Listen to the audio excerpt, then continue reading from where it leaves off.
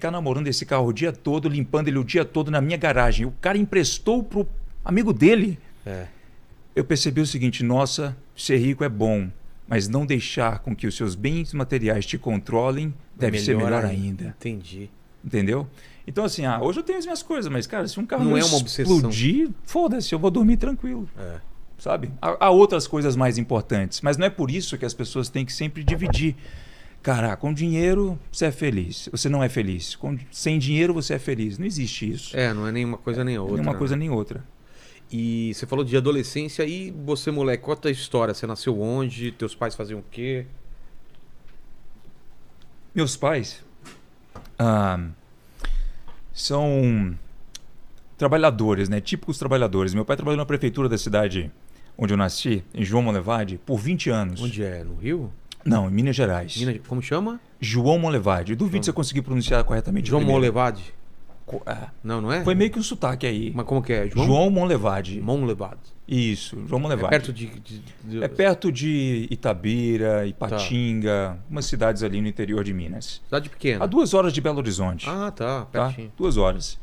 E aí, bom, a minha mãe sempre teve uma loja de confecção, roupas, calçados, e tudo que os dois faziam era meramente para pagar as contas em casa, sabe?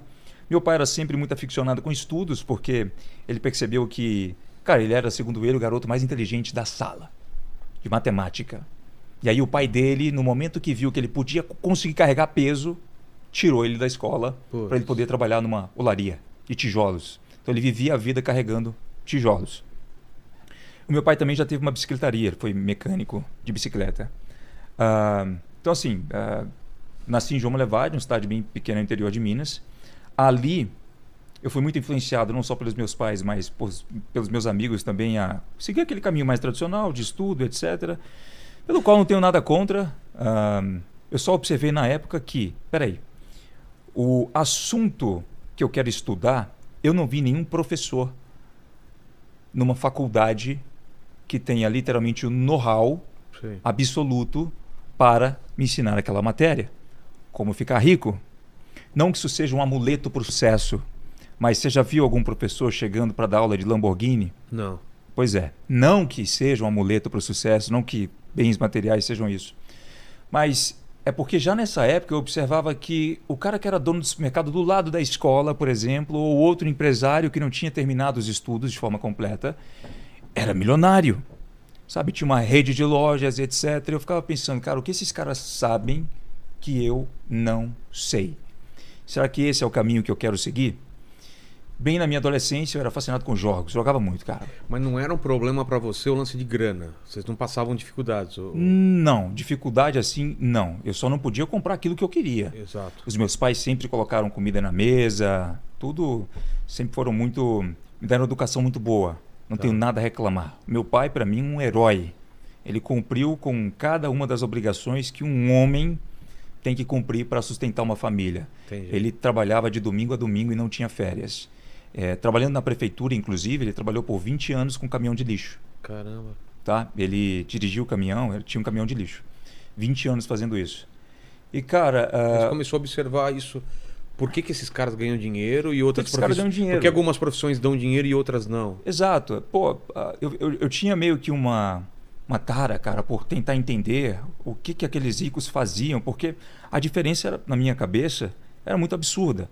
Passava um carro, por exemplo, esportivo na minha frente enquanto eu estava indo para a escola e eu perguntava para os meus amigos, cara, como assim? Vocês não ficam intrigados em procurar entender o que aquele cara fez para conseguir comprar aquele carro? Eles, não, você viu o jogo ontem? Entendi. Eu era esse teu amigo aí, quando era criança. Eu era o cara que passou uma Lamborghini, o cara, você viu a Lamborghini e falou, então, mas você viu o jogo ontem, cara? E inclusive eu vi, né? Infelizmente, eu tava lá no estádio e o Corinthians perdeu. Mas daí eu comecei a pesquisar a coisa e tal. Eu gostava muito de jogos nessa época. E eu ficava pedindo pro meu pai e minha mãe uma placa de vídeo para eu conseguir rodar os jogos no computador ali. Para quem sabe que não é, a placa de vídeo cara, né? É uma peça ali que você tem que ter para aumentar a computação gráfica. E uma placa boa é cara, né? É, cara. Crysis na época, né? Um jogo que saiu aí e tal. Eu era dessa época aí. Mas você era de brincar na rua também? Cara, muito pouco. Não, é mesmo? Ficava mais em casa? Ficava mais em casa. Era o Weirdo, aquele cara mais estranho, sei, sabe? É mesmo? Então, A galera não... E tímido também ou não? Já era tímido. É. Era tímido.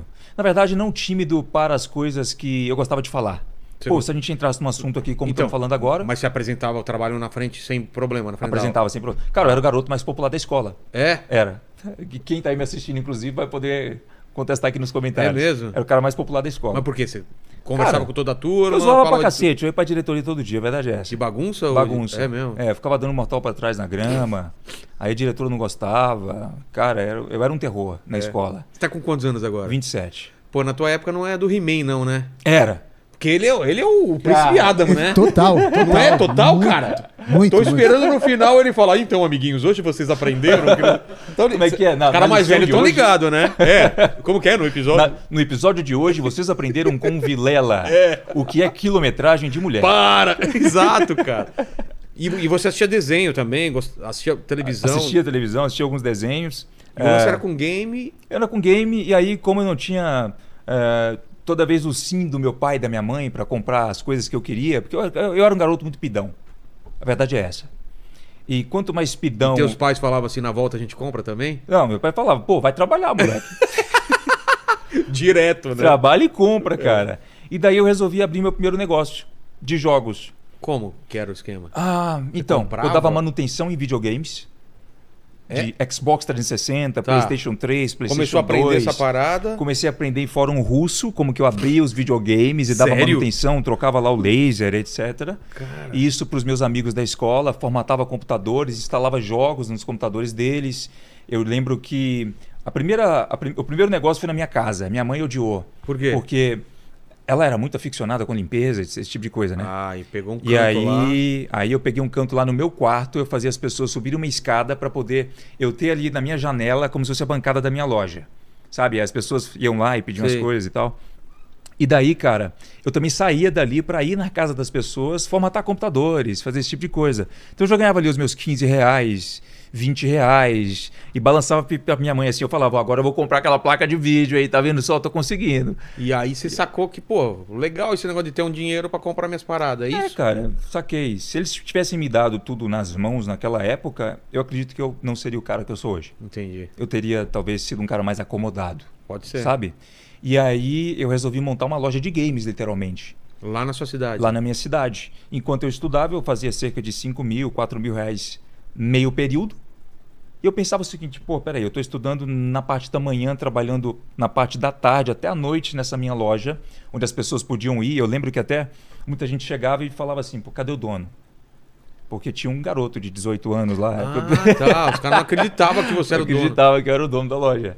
E aí, cara, inclusive a porra do meu número tá no YouTube até hoje, em algum lugar, gente que me liga, você tem... Sério? Faz manutenção aí. Telefone fixo? Cara, não, celular. Celular? É que eu não troco meu celular, cara. Eu tenho um amor ao meu número de telefone, É um número bom? É um número bom. Tá. Eu não troco.